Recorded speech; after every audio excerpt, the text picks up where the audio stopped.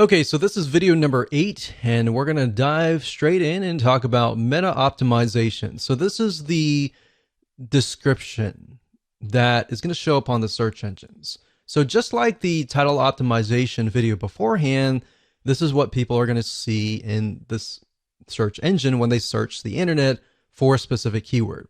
So in other words, it's the description beneath the title, and you're going to need to make sure that this is set up both in your posts and your pages. And this needs to be no more than 160 characters long. So let me show you what you need to do. Okay, so we briefly talked about this before, but I'm just going to do a recap here. So we talked about the meta description being important.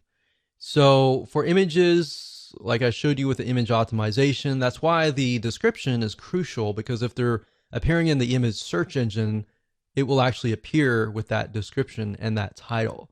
Now, if you don't have a WordPress plugin that is installed, it's typically going to grab this as a title, and then the description usually is the beginning paragraph.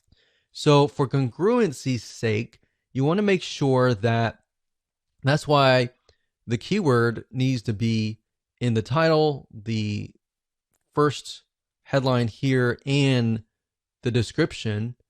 And you usually want to try to put the keywords down here, but you don't want to put it too much. Sometimes it will look at how many words you have compared to how many keywords that you have. If you have too many keywords, you're going to want to add more text. If you have more keywords, you definitely want to add more images as well. So the more images, the more text that aren't really that specific keyword, the better. So by default, like I said, it's going to grab this as a description, but then as you have the WordPress plugins that we'll talk about later, you'll have the opportunity to add more metadata, which I'll show you later on. But this is sort of a video that's sort of a preliminary to discuss why the metadata is actually still used.